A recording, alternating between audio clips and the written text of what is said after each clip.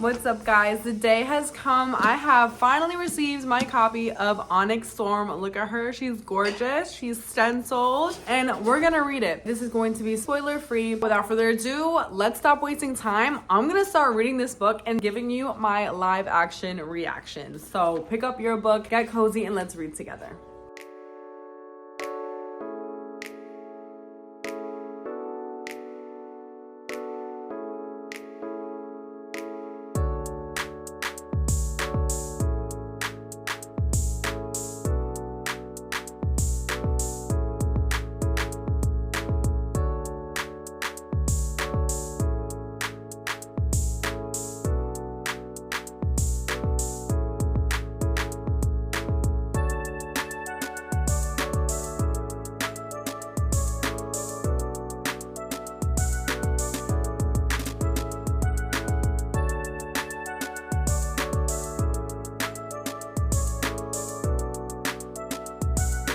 What's up, y'all? New angle, new faces. So I just wanted to give you guys an update on Onyx Storm. I have surpassed the 50 and 100 page mark. Now I have remembered what I thought at the 50 page mark. I thought there's so many names. What is going on? Where is the plot? But still having a good time. Now I'm at the 150 page mark, a little bit past that. As you can see, I'm that far into the book. So I am exactly 161 pages in. At the 150 page mark, I was like, okay, I see what we're trying to get at. I see what we're trying to do. I understand what's going on. I do think it's a little over dramatized. I feel like it doesn't have to be that serious, like all that deep in terms of the emotions that the characters are going through and like the way that they're going about accomplishing certain things that they think is necessary and right. I feel like everyone could just calm down, but there's still such an immense I feel like there's still such an immense amount of name dropping that I'm like, I'm just gonna not know who these people are and we're gonna keep going. So that being said, I'm on chapter 19 as you guys just saw. I am actually genuinely enjoying it. I'm enjoying what I'm reading. I'm liking the book. The action scenes make sense. I feel like they are strategically placed to keep you wanting to continue because without them, it'll be straight up politics, straight up strategy talk, and it'll be quite boring. So I'm enjoying it, but I don't really know what she's trying to accomplish in this book. I don't really know. Like, I understand like the main point. Like, if you guys read Iron Flame, then you guys know what Violet is trying to do, but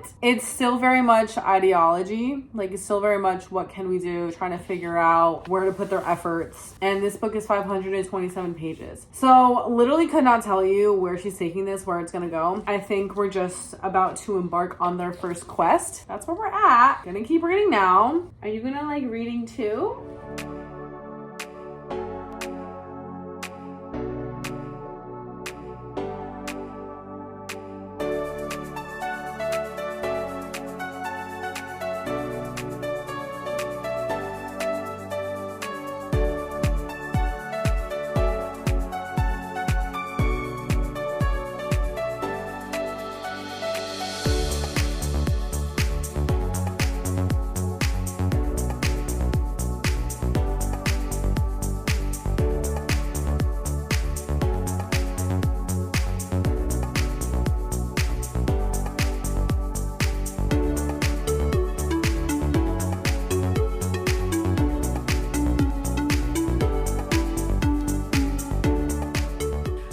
Guys, it has been quite a few days and I wanted to give you an update on Onyx Storm. It has taken me quite some time to read 100 pages. So I think I updated you when I was on page 157 and it's taken me about a week to get to page like 220. Not quite 100 pages, but I wanted to tell you that it's definitely going slow. From page 150, really like from the beginning of the book, all the way to, I reached page 300 last night. Pretty much for the first 300 pages, I would say it went very, very slow. There's a ton of name dropping, info dumping, and the amount of intricate politics, government officials, public notices. There's just so much politics in this book. I have no idea what's going on. Like, I literally read it and it goes right over my head. I'm just here for the action. Like, I'm just here for the dragons and I'm here for the war. Violet has to go through a couple quests on her own that have to do with the major politics and with the war as a whole. So I understand like why she's basically going on all these adventures. I was actually finding it quite boring, but last night I reached page 300. And right now I'm on page 385. The past 80 pages have been quite eventful. And I will say I have been really flying through it, like really thoroughly enjoying it. That is how much I have left of the book. I have about like 150 pages left. I have been enjoying it. I will say it's not the best. I enjoyed Iron Flame much more than I've been enjoying Onyx Storm. I found it more entertaining and intriguing than Onyx Storm because this is more so information and politics with very few action scenes. The only action scenes have to do with the international relations. If you know, you know. That's basically where I'm at. Let's continue reading and hopefully finish this within the next few days.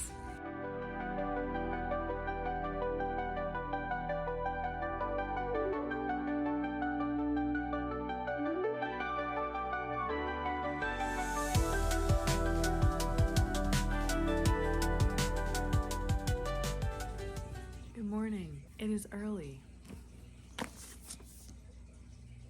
Welcome to the finale.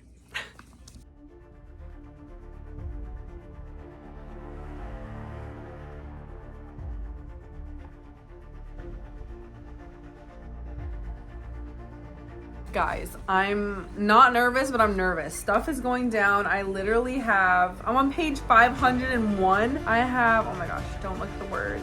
26 more pages left. Gotta keep going. Gotta finish right now.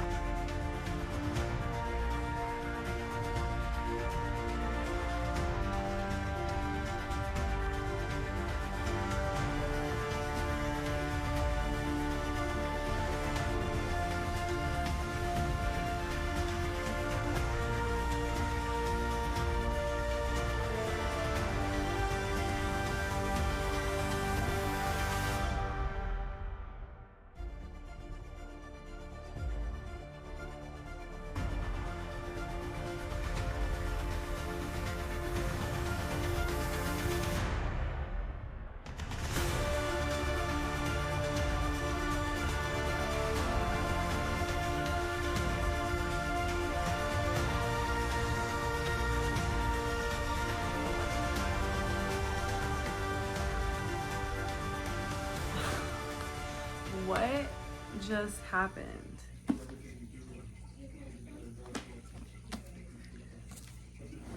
I'm gonna tell you my thoughts in a little bit. I have to process. All right, guys, it has been 2 days since I finished Onyx Storm. I have sat on my thoughts. I have processed the ending, and I'm ready for a review and rating to tell you. I'm gonna start off with my review. The beginning of this book was very slow. It was honestly a little bit boring. It took me a little bit to get to, honestly, the first 100 pages. It took me like 3 or 4 days to get to the 100 page mark. After that, I understood the dynamic of how Rebecca Yaros's prose were going to be. It was action politics, action politics, action politics. I will say she did a phenomenal job navigating all the characters, all the names, which character is bonded to which dragon, and which signet each person has. It was a lot to keep track of. The politics are so well thought out that I was like, wow, this could be like real. Like this could be a legitimate world. It was so much to the point where I just couldn't follow anymore. There's just too much going on. I had trouble navigating through it all, and I wasn't really sure if everything she was including I needed to know. I'm sure I probably did, but some of it did go over my head. At the 300 page mark in this book, literally 300 pages, maybe 270, things started getting interesting. There was quite a few quests in order to get to the objective, find what these characters were looking for. And when they did achieve their goal, it became extremely interesting for like 100 pages. And then at page 400, it fell off again. I will say that the relational dynamics, the sisterhood dynamics, and the friendship dynamics, I feel that Rebecca Yarros definitely put more emphasis on in this book more so than the others. You'll see like there's one specific friendship dynamic that I actually really appreciated. I thought it added a lot more to the story. And then at page like 450, mysteries start being revealed, secrets start being let out, and a really huge conflict finally happens. So like the third act conflict happens, and it continues throughout the rest of the book. Out of nowhere, there became different point of views, and there was a reason for that. So there was a whole fight going on that was super interesting, and And the last literally 2 pages, I was like, why did she do that? What is happening? When is the release date of the next book? Because the cliffhanger that she left us on, we had 0 questions answered. 0 questions,